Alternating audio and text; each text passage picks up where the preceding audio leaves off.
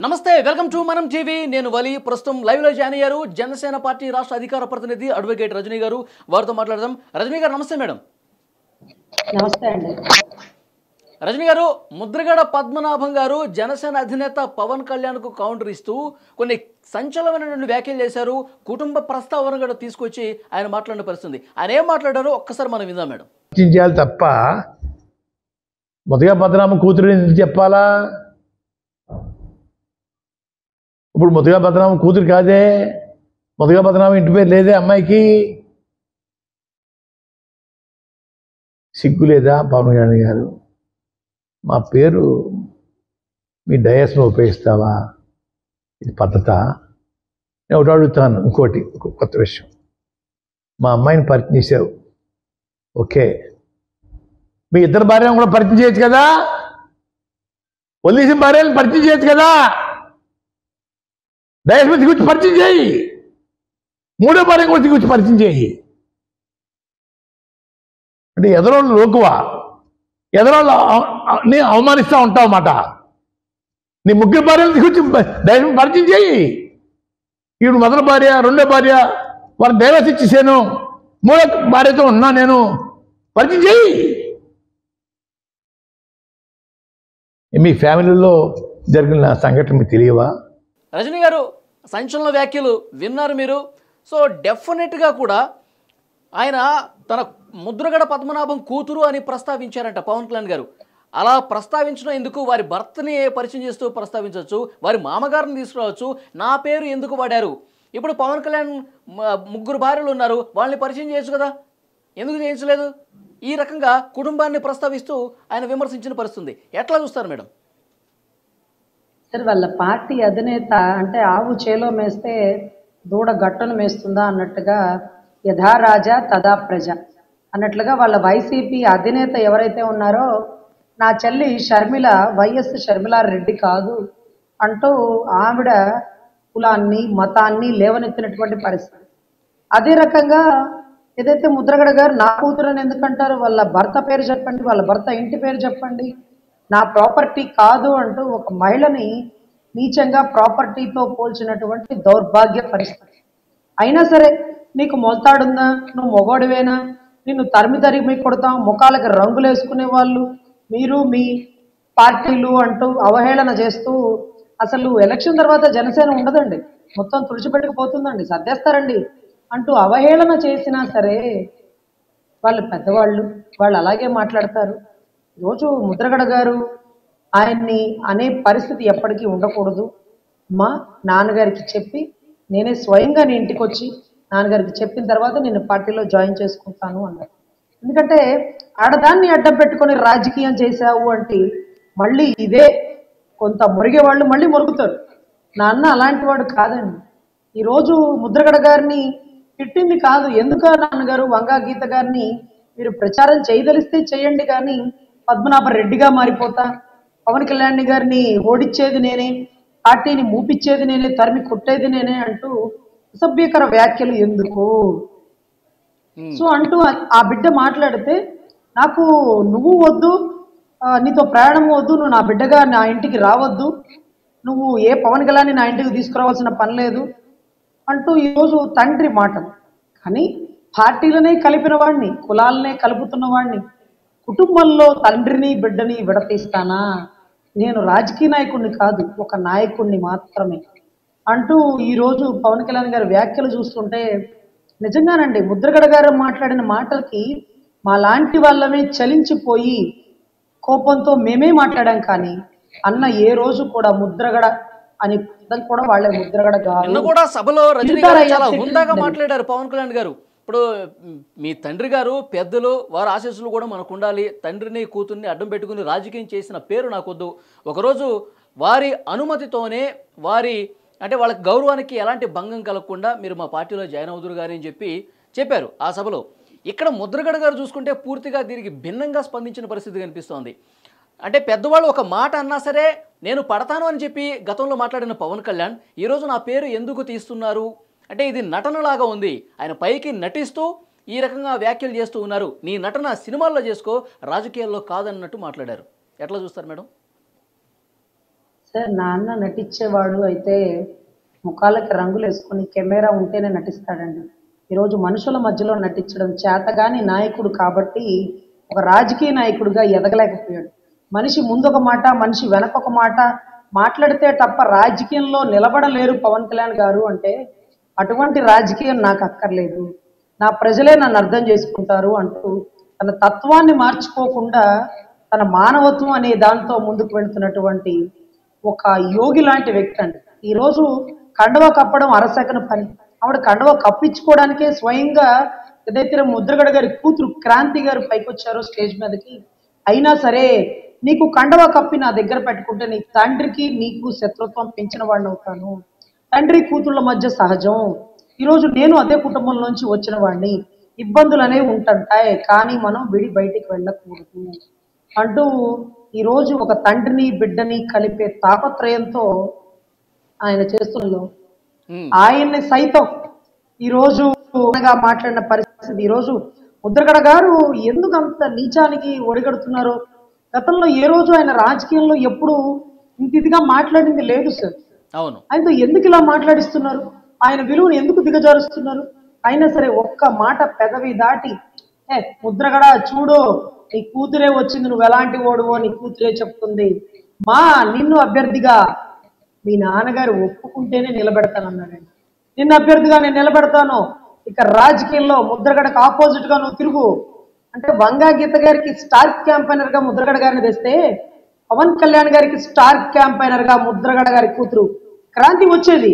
కానీ నా అన్న రానివాడు, తప్పమ్మా తప్పు, తండ్రికి వ్యతిరేకంగా మాట్లాడకూడదు, మాకు 100 ఉంటాయి, నువ్వు సొంత బిడ్డవి తల్లి అంటారు, మేము పడతాము, మా కులంలో పెద్దవాడు 100 మాటలు అంటాడు, నువ్వు పిలువు నేను ఇంటికి వస్తాను, మీ నాన్నగారిని ఒప్పించి పార్టీ కండువ కప్పుతాను, రాబోయే ఎలక్షన్స్ లో అభ్యర్థిగా నిలబెడతాను అంటూ ఒక గొప్ప ప్రమాణంగా చెప్పింది.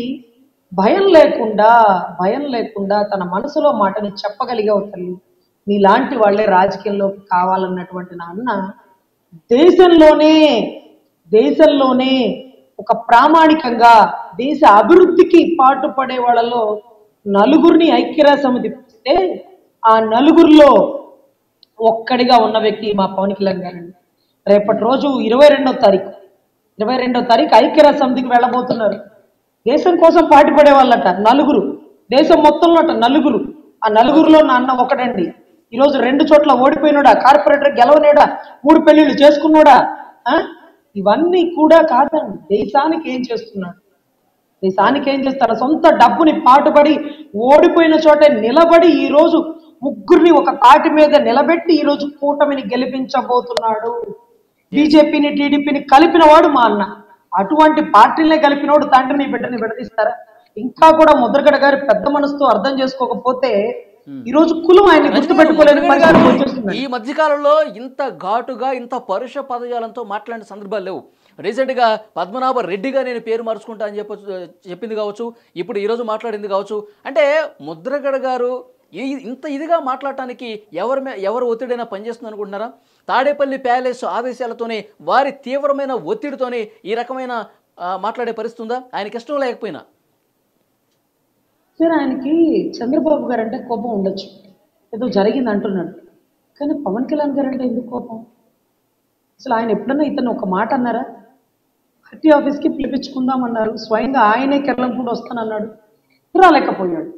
కిర్లంపూడి వస్తానని లెటర్ రాశాడు, కొంతమందిని పంపించారు, రాలేకపోయారు. ఇదే వీళ్ళిద్దరి మధ్య జరిగింది.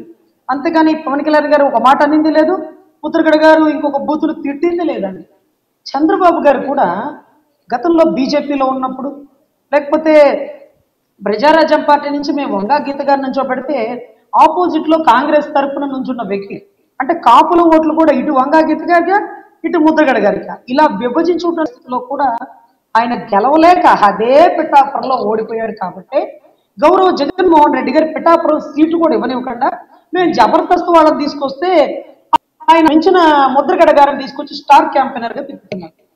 సో ఇటువంటి పరిస్థితుల్లో చంద్రబాబు గారు బీజేపీ నుంచి, కాంగ్రెస్ నుంచి టీడీపీకి వచ్చినటువంటి ముద్రగడ గారికి పిలిచి పదవులు ఇచ్చారు, మినిస్ట్రీ స్థాయి హోదాలు ఇచ్చారు.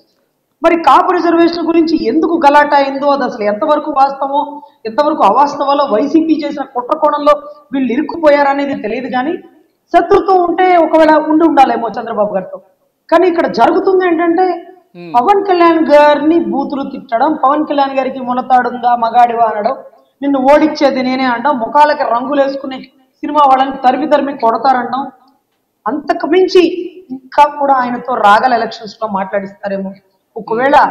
ఒక్కవేళ ముద్రగడ గారికి ఏదైనా చేసేసి ఇదంతా జనసేన వాళ్లే చేస్తారు అన్నా ఆశ్చర్యపోనక్కర్లేదండి. చిన్న ఆయన చంపేసి ఏం చేశాడు? అవతరోడి మీద ఎట్టేశాడు చంద్రబాబు గారి మీద. ఇప్పుడు కూడా ముద్రగడ గారిని ఏమన్నా చేసేస్తారేమో. అదే ముద్రగడ గారి కూతురు క్రాంతి అనిందండి, నాన్నగారు మీరు ఏ వైసీపీ పంచనైతే ఉన్నారో అది అవసరానికి వాడుకొని వదిలేస్తుంది, మీరు గమనించండి, ఎందుకు ఇలాంటి తప్పిదాలు చేస్తున్నారు, పద్మనాభ రెడ్డి ఏంటి మనమేంటి ఏంటి మాటలు, కాపు కులానికి ఎంట్రీ లేదనే బోర్డే కాదు. ఈరోజు మినిస్ట్రీ స్థాయిలో ఉన్న మీరు ఈరోజు మళ్ళీ కూడా ఈరోజు రెడ్డిగా పెట్టుకుంటాను, ఆయన గద్ద దించుతాను, ఎందుకు ఈ మాటలు? మీరు వంగా గీత గారి క్యాంపైనర్ గా వెళ్ళండి. అంతకు మించి ఈ స్టేట్మెంట్లు కరెక్ట్ కాదు. వైసీపీ నిన్ను ముంచేసిద్ది అన్నటువంటి బిడ్డ వాక్కు, అంటే బాలవాక్కు బ్రహ్మవాక్కు లాగా ముద్రగడ గారి బిడ్డ వాక్కు నిజమయ్యేటట్టయితే చిన్నాయిని చంపినోడికి మా ముద్రగడ గారిని లేపడం పెద్ద విషయమేం కాదండి. మళ్ళీ సానుభూతి రాజకీయం కోసం చూసారా ఒక కాపోడిని చంపేసినటువంటి కుట్ర కోణం, ఇంక ఏంటి కాపులు మీరు ఎటుంటారు అటా ఇటా అంటూ లేవనెత్తే పరిస్థితుల కోసం ఉంటుందండి. శవం లేకుండా రాజకీయమే జరగదు. మరి ఈసారి ఎవరు ఏంటి అన్నది అర్థం కావట్లా. సో ఎవరిని లేపుతారో వాళ్ళు దయచేసి ఎలక్ట్ గా ఉండాలా. ఈరోజు ఎందుకు అంత చించుకుంటున్నారు?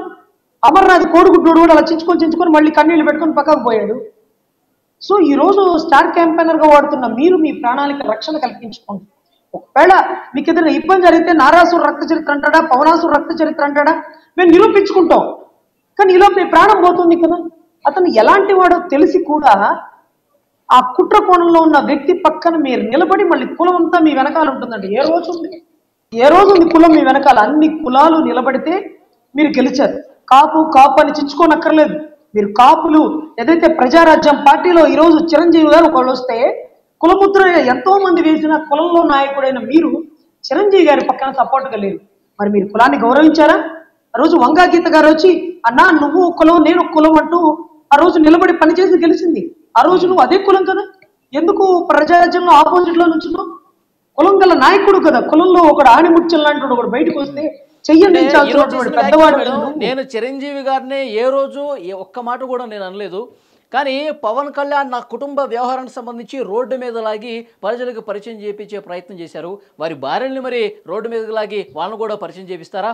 చిరంజీవి గారి కుటుంబంలో అంటే మెగా ఫ్యామిలీని ఉద్దేశించి కూడా కొన్ని కీలకమైన వ్యాఖ్యలు చేశారు. పబ్బుల్లో దొరికింది ఎవరు, డ్రగ్స్ వాడుతూ చిరంజీవి కుటుంబంలో పట్టుబడింది ఎవరు, ఒకరిని ప్రేమించి బయటకు వెళ్ళిపోయింది ఎవరు, ఈ విషయాలను కూడా ప్రస్తావిస్తూ మాట్లాడారు. దీని వెనకాల ఏ విధంగా మనం అర్థం చేసుకోవాలి?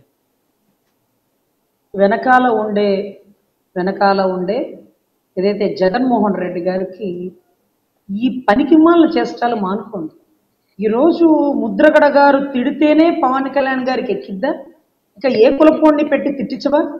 ఈరోజు అవాస్తవాలు కాదు వాస్తవాలు కాదు. ఈరోజు నీ కుటుంబంలో ఏ మంచి జరిగింది, నాలుగే మంచి జరిగితే ఒకటేమంటావు, నీ కుటుంబంలో ఏ మంచి జరిగింది అంటూ రాష్ట్ర ప్రజలు అడుగుతున్నారు. వాటికి సమాధానం చెప్పు.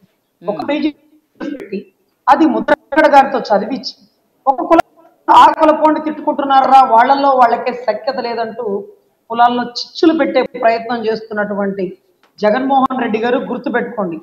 ఈ రోజు మీరు ఏ కులాన్ని అయితే అవహేళన చేస్తూ ఈ రకాల పనికి మళ్ళ మాటలు చెత్త కబుర్లు చేస్తారో మీ గద్ద దించేది ఆ కాపు కులమే, పెద్దన్న పాత్ర పోషించేది కాపు కులమే, దళితులను ఎస్సీలని బీసీలని కలుపుకెళ్లేది కాపు కులమే, కూటమిని గెలిపించేది కాపు కులమే.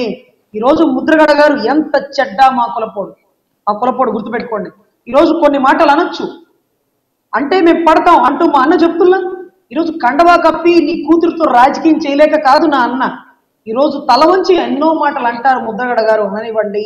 ఆయన పెద్ద ఆయన అని ఒక వయసులో నీకంటే చిన్నవాడు నీ స్థాయిని పెంచుకుంటే సిగ్గు లేదా ముద్రగడ గారు? సిగ్గు లేదా మీకు ఈరోజు మా అన్న గురించి మాట్లాడడానికి, మా అన్న కుటుంబంలో ఆడవాళ్ళ గురించి మాట్లాడడానికి? నీ కూతుర్ని పక్కన పెట్టుకొని జనసేన కండవా కప్పుకొని ప్రచారానికి తిరగలేక నా అన్న వద్దనింది. ఎందుకు వద్దన్నాడు? తండ్రికి కూతురికి మధ్య చిచ్చు పెట్టకూడదు, తల్లి నీకు నేను కండవా కూడా కప్పను, మీ నాన్న దగ్గరికి వెళ్ళి నేనే స్వయంగా నీ ఇంటికి వచ్చి మీ నాన్న ఒప్పించి కండవా కప్పతా అన్నటువంటి నా అన్న నీతి ఒక జాతి లేని నీ వాడికి ఎలా అర్థమవుతుంది అసలు? ఈరోజు ఎంత ఎంత దిగజారుడు మాటలు మాట్లాడుతున్నావు ఈ వయసులో, ఈ స్థాయిలో కుల పెద్దగా ఉన్న నువ్వు. ఈరోజు నా అన్న చేతగా కాదు ఇలాంటి ఆడింగి రాజకీయాలు చేయడం. నీ కూతురుని ఎందుకు పక్కన పెట్టుకుని తిప్పట్లే? నీ కూతురుని ఎందుకు ప్రచారానికి స్టార్ క్యాంపెయినర్ గా వాడట్లే? నువ్వు పక్కన తిరుగుతుంటే నీ కూతురుని ఒక పక్క నుంచి తిప్పుండవచ్చు. అన్న కండవ కట్టి చెయ్యమ్మా అంటే క్రాంతి గారు పరిగెట్టకుండా చేస్తారు.